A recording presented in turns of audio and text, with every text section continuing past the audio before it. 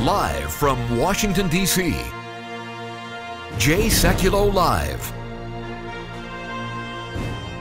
Phone lines are open for your questions right now.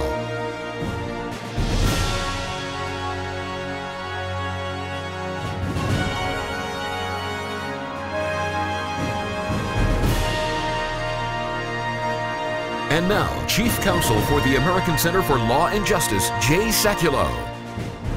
So the House of Representatives passed by one vote the American Health Care Act. In it is the very clear defunding of groups like Planned Parenthood, and they are none too happy. They sent out an email from their action committee yesterday. It's called the House of Emergency, is what it says. We could probably put it up there on the screen for the TV audience. The House of Representatives just passed a bill that will raise health care costs and strip coverage from millions of people, including many Planned Parenthood patients. What they're not saying is it strips money from Planned Parenthood because, you know, they kind of hide the fact that they get all this money from the United States Treasury. Now, this is far from over. So this is a good, listen, very happy that this was a win. We fought very hard for this. You fought very hard with us.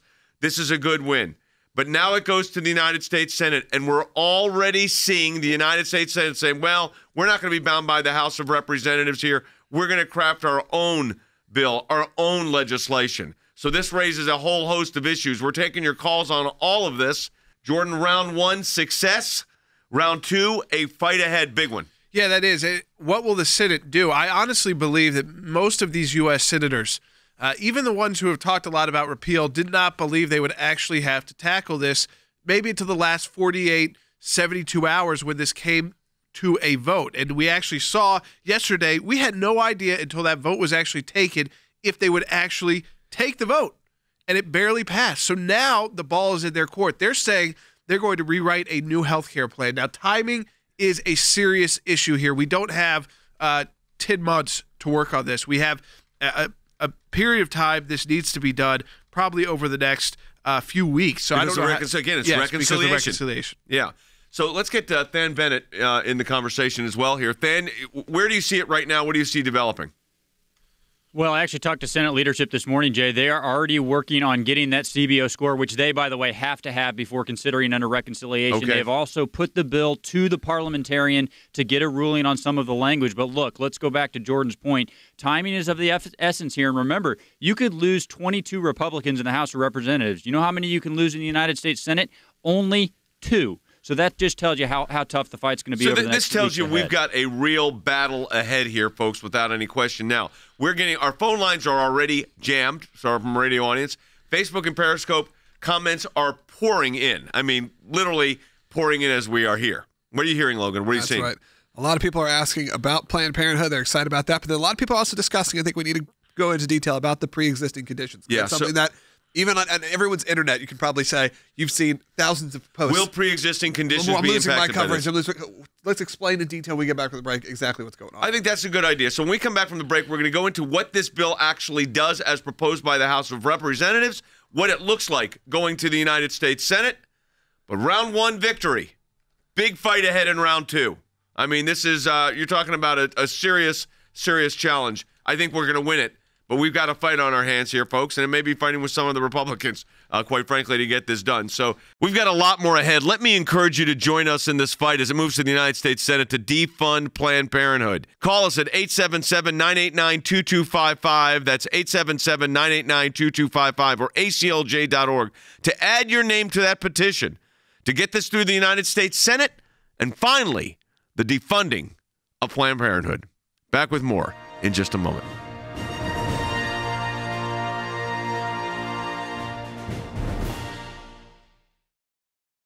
The fight to protect life is intensifying.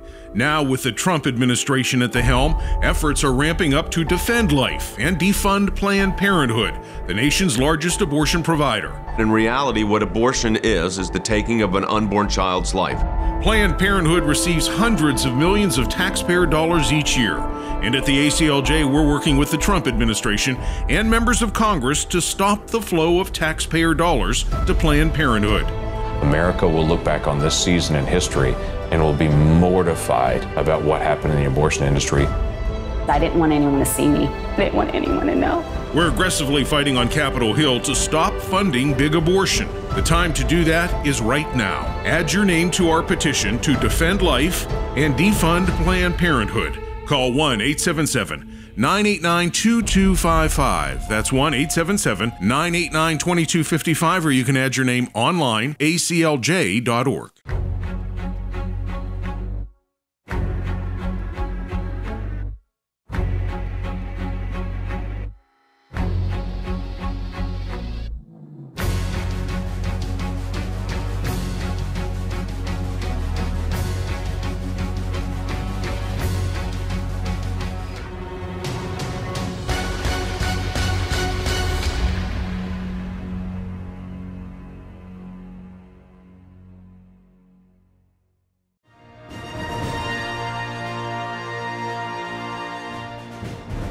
Hey, welcome to the broadcast, everybody. Let's address the issue, Logan. You said a lot of questions on. And rightfully so, on pre-existing conditions and what the new healthcare bill actually says. Okay, so let's get into the pre-existing conditions. And we had a good conversation during the break here.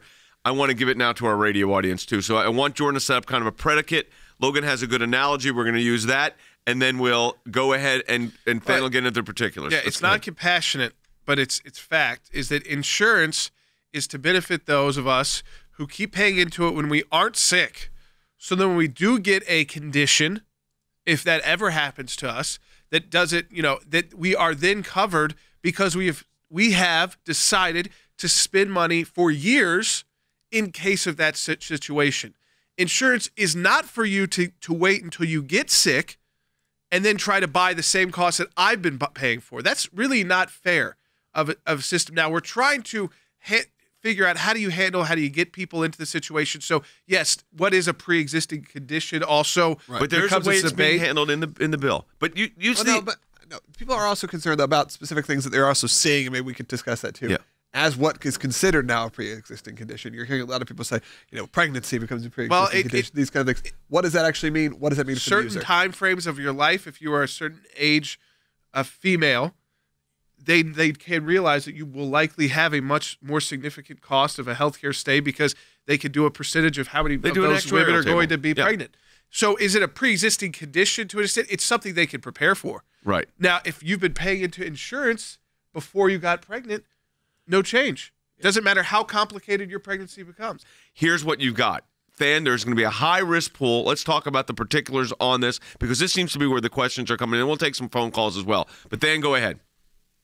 Well, in fact, Jay, both Obamacare and this new bill require guaranteed issue for people with pre-existing conditions. So anybody out there saying that there is not that in this bill, that is not accurate. The question is how to pay for it. Under Obamacare, they paid for it with mandates and penalties. That did not work. Everybody's premiums exploded. Under this bill, Jay, there would essentially be two tiers. For states that do not waive out, there would be a premium for people that have the lapse in coverage that Jordan is talking about. If they decide not to have coverage and then try to re-enter the market, there would be a surcharge to pay for it.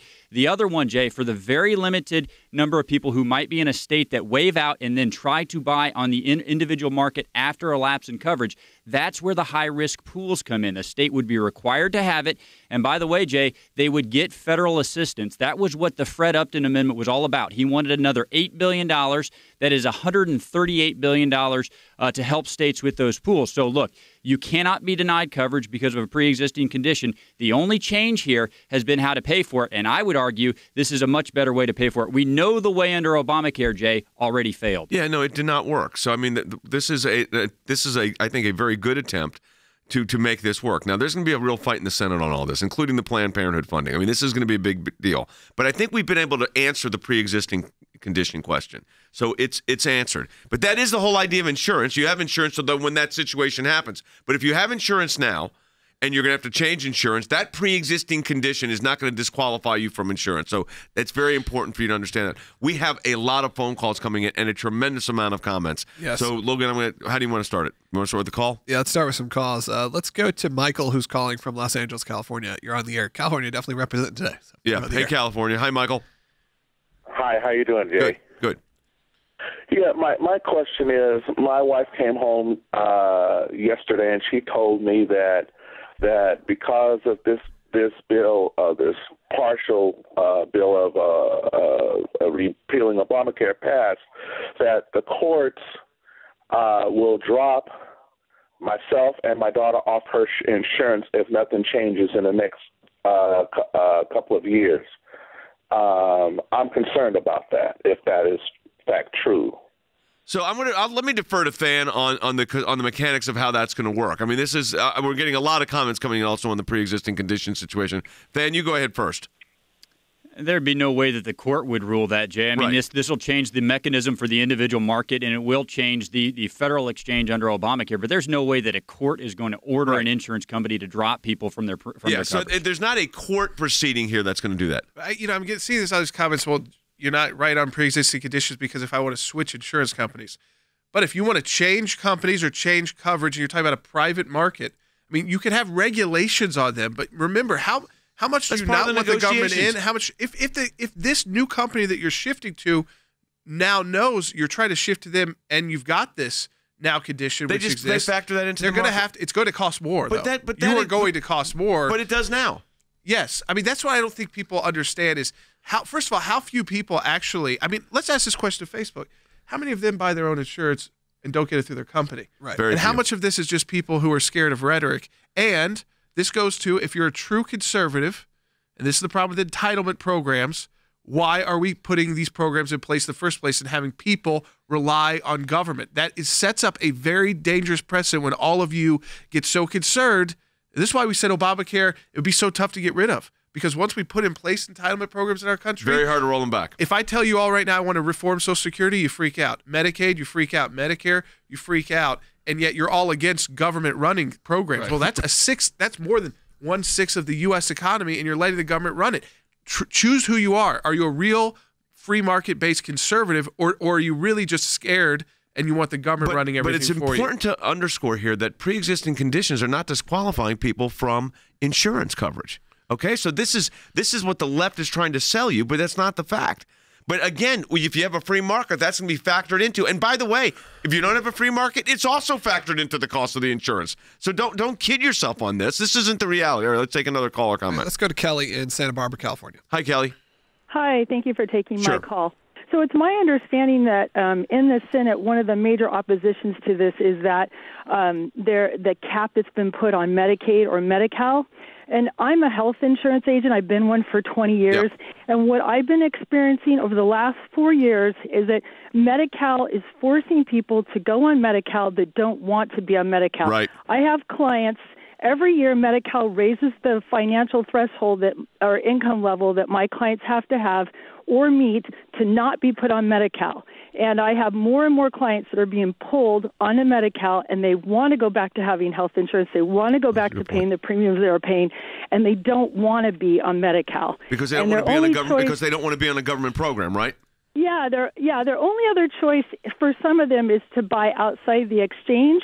But for a family of 4 outside the exchange, you're looking at somewhere between $1,400 to $1,600 a month for a $5,000 deductible or $10,000 family deductible where I live. Yeah, well, this is why the whole Obamacare plan, I mean, and we're not trying to sound harsh here, but it just has not worked. Because I was talking with folks yesterday in Virginia that were telling me that their insurance that they buy for their employees under Obamacare over basically a 4 or 5 year period went from about $13,000 a year to $28,000 a year. Right. I mean, this is not sustainable. So again, I mean, we're trying to explain to you the realities of it, but part of the Obamacare problem was the sustainability of this. Yeah, unless you would like your tax rate to be 65, 70%, which is what these countries have around the world that provide these services. By the way, you'll be waiting in line for hours at a hospital. You think these waiting rooms are bad now?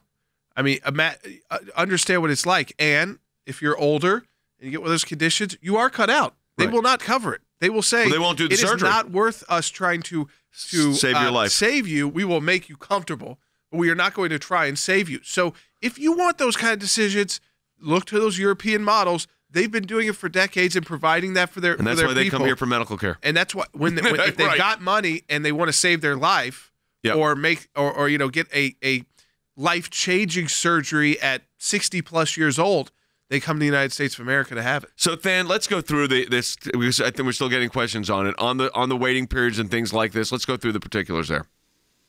Well, first of all, the example that the caller used about wanting to switch coverage, they can do that. They have 63 days if they drop coverage to buy new coverage. And, Jay, the insurance company cannot consider health status under that scenario. Now, if they choose to have a lapse in coverage longer than that, it depends on whether or not they're in a state that waives out of these requirements. If they are not in a state that waives out of these requirements, then nothing changes. If they are in a state that does, they will then get assistance from these high-risk pools that a state will be required to set up. And, Jay, there's $138 billion from the federal government to backstop those programs. Now, to Jordan's point, that may be a good idea. It may not, but it is there to help pay for a requirement that insurers cover people with pre-existing condition. Any suggestion that that requirement is not there is just not factually accurate. All right, we've got a lot more discussion ahead on this, but again, help us defund. We're in the final fight here.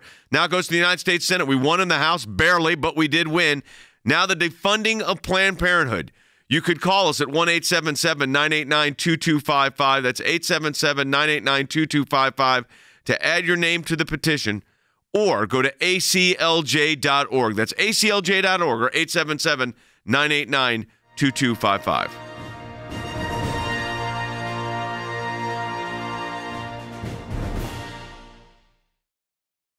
The fight to protect life is intensifying. Now, with the Trump administration at the helm, efforts are ramping up to defend life and defund Planned Parenthood, the nation's largest abortion provider. In reality, what abortion is the taking of an unborn child's life. Planned Parenthood receives hundreds of millions of taxpayer dollars each year. And at the ACLJ, we're working with the Trump administration and members of Congress to stop the flow of taxpayer dollars to Planned Parenthood.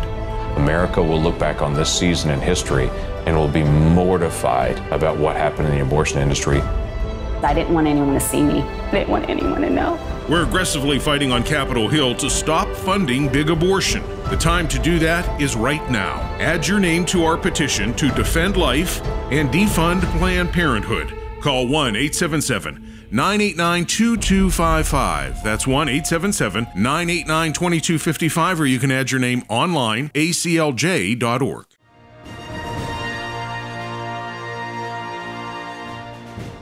So the bill passes the United States Congress, is on the way to the Senate, and the Senate says they're going to redraft it. So let's go right to Than Bennett in Washington, D.C. The concern I have on this is reading some of the comments from the United States senators, including Republicans, mostly Republicans, saying, we don't even know what's in their bill. We really don't care. We're writing our own. The first thing I think of is what happens to that $500 million going to Planned Parenthood? Well, that's going to be the first fight, Jay. I mean, we've talked on this program many times how there's only 50 senators who support that language. So we are going to have to fight to make sure that all 50 of those hold the line. We've said it from the beginning. This is a two-stage fight, the House and the Senate. We've won the first one, Jay. Now the fight simply shifts. They will redraft, but look, whatever they redraft has to be sent back to the House and cleared as well. So I would argue to them that they need to be very careful about the changes they make. And this is one, the Planned Parenthood language, that must not be stripped out, or guess what? It won't pass the House. First of all, let me play first what Donald Trump said, not Donald Trump, Chuck Schumer. Because anything that comes up on this, they're going to fight it tooth and nail. This is Bite 18. If we Democrats in the House and Senate stay united, Trump Care will never see the light of day. It will never be signed into law. And then we will work to improve health care by keeping Obamacare and making it even better. I want to talk to people that are my age for a moment, because Chuck Schumer's statement there. I want to speak to people that are 60 and over, our age, my age. Let me tell you something. What will happen if Obamacare stays in place? When we hit in about 10 years, you know what kind of care we're going to get? None. Palliative. We're not going to get rehabilitative care. We're not going to get care to correct a medical situation. They're going to say, well, you're 70, life expectancy is 82. We're not going to, it's not worth the expenditure, and we're going to be like the Netherlands. So I don't want that. I don't want that for me. I don't want that for my kids. I don't want that for my grandkids. So we're going to have to, do I have to fight? We have to fight Chuck Schumer? Good. Let's fight Chuck Schumer. All right, Logan, let's take a call. All right, let's go to line 6. Todd's calling. On line 6, you're on the air. Hey, Todd, go ahead. Maryland, or Maine, sir. Hi. Hey. I am thrilled that Planned Parenthood has been defunded. I think. Now let's clarify something here, Todd. The bill, as proposed, does defund Planned Parenthood. It has not passed the Senate yet. So, yes, the proposal, the bill that passed the House, does defund Planned Parenthood. Go ahead. That's great. But I'm wondering, why is the government in healthcare to begin with? Set up the rules for insurance companies and healthcare companies, hospitals, nursing homes, etc. Yeah. And then stay out of it. Because here's what happens. It's a bureaucracy. A bureaucracy has now been created for 8 years under Obamacare. And let me point out one other thing. We had a private healthcare system in this country that was working quite well before Obamacare. And we weren't seeing increases of 30 and 40% a year. President Obama puts forward his bill, becomes law, Obamacare, and we're seeing not only outrageous increases in healthcare insurance, we're seeing some states where there's no other healthcare insurance providers available. Yeah, and it's really, I mean, you said, why is the government involved? But then you said, have the government write the regulations, the rules, put in place all of the mandates that they have to have. Well, that's the government being involved. Once you give the government the rule-making power to, and what Obamacare did was gave them more power. So not just even like regulating economy and the economic markets, but saying you must do this, you have to do this. If you don't have this, we're going to penalize you this much as a business. We're going to penalize you this much as an individual. That is a regulation.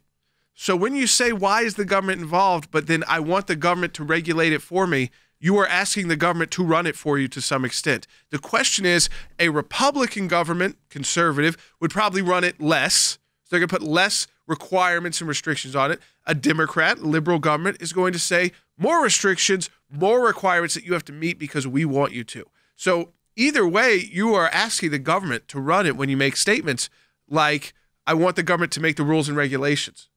Well, then the government's going to be running it to some extent. All right, let's go ahead and you want to take a comment, Lou, or you want to take a call? This comment came in on Twitter, actually, from Don. Said, I have several serious illnesses in Obamacare, but no doctors accept my insurance. Right. I had 18 doctors. Now 0. This is exactly the problem. So before, when you were in that situation, there were plenty of doctors that would take it. Plenty of doctors would have it available. But now, because of all the cost of these doctors doing business, they can't afford to. So this is going to return back a free market system so that you can get service and care. Another comment came from Brenda, said, are all employers still going to be forced to provide health care to all full-time employees? So then what about the, we do, of course we do, and most companies do. Most companies do, yeah. Yeah, what's it became much harder. Yeah. Dan, what are you hearing on that? The employer mandate, just like the individual mandate has been eviscerated, the penalty for that has gone to 0. But, Jay, then that's where the individual market we've been talking about comes into play. Right. The individual market will still be there, and you will have to be offered coverage on that individual market. I got to tell you, that's going to be a very narrow window of people. But for those it exists for, that is an option. Yeah, so you'll be able to get on an individual market. But let me say this. Here's the problem. If you're a business of less than 50, you had the option anyways. But if you carry insurance for your folks and it's now costing $25,000 or $30,000 a family, so let's say an entry-level position of at $40,000 a year, someone right out of school or something, all right? All of a sudden now that $40,000 a year employee, because of the Obamacare increase in premium, costs you $75,000 or $70,000. And that's the reality. So if we can roll this back to where we don't have these mandates, but you can have a variety of insurance options and employees can participate in it, and the costs come down, that's going to help everybody. The entire country is going to benefit for this, or else we were going towards a single-payer system, which is complete government insurance. Without any question, it would be just the government. You'd be going to the VA. Everybody be going to the VA. Which means a lot of people would be dead. Yeah. I mean, a lot of people, you would get really bad coverage. You would not, first of all, the older you are, the less they're going to try and save you. They may give you some painkillers. And that's if you even get seen after the waiting period. If you've got, again, something that's not life-threatening, then you really go back. So, you have a leg surgery you need to have that's not life-threatening. You could be waiting years for that unless you're rich. And if you've got the money to spend, you can go and pay for an entire surgery. But that is a very small percentage of Americans that could do that. So you would be setting up a system like Europe where the very wealthy are taken care of just fine, but everybody else, including the middle class, is treated pretty bad if you've got an actual health care problem. If something happens to you. Now, we're not talking about a car wreck. We're talking about you come in with a pain in your leg, and they determine it's not life-threatening, and you're in your 40s. Well, you can wait on a couple years for that surgery. I mean, they do that. Yep. Let me play what Cecile Rutgers is saying, because we haven't hit the Planned Parenthood issue much yet. We're going to hit it some more. All of these efforts, both what Congress is doing to block access to Planned Parenthood, what the president's doing is to make birth control less available to women, is going to take us backwards. And I think women simply are not going to go there. We've seen it across the country. Women are completely engaged and they're speaking up, and folks need to listen.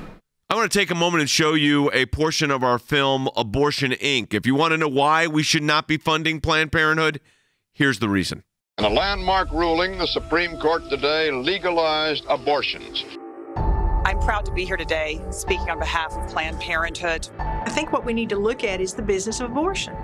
It's around $500 million that we're giving Planned Parenthood. An organization that's chopping up children and selling the body parts. They've been caught red-handed. I didn't want anyone to see me. I didn't want anyone to know.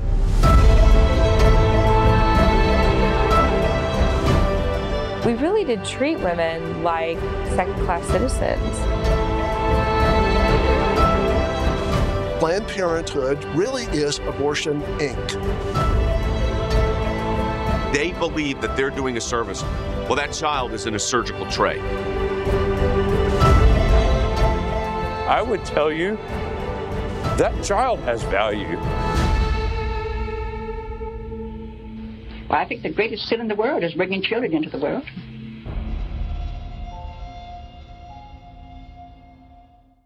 All right, so there you have it. They are going to, and like I said, I'm holding up the emails. They've got their emergency. This is going to be, Fan, very quickly, this is going to be a big fight at the United States Senate, this particular portion, correct? All you need to do is look at Planned Parenthood's reaction to know the truth. And what she did not say is there's $422 million in here for community health clinics. That's going to serve women's health way better than Planned Parenthood ever does. They don't even offer many of the services they say they do. So you got that. And don't forget also in this plan is high-risk pools, which will help people with pre-existing conditions or people that don't have coverage. This is I think this is a good phase one step of what's going to happen here. This is not the end-all, be-all, because this is going to happen in phases. Well, that's going to do it for the broadcast today. Again, thank you for your help in getting the American Health Care Act through the United States House of Representatives, which includes a defunding of Planned Parenthood, and that is critical. So again, thank you for that. Thank you for your prayers and support. We also want to encourage you to support the work of the ACLJ in this fight. You could do that by signing your name to the petition to defund Planned Parenthood right now at aclj.org. That's aclj.org or 1-877-989-2255. That's 877-989-2255 or aclj.org.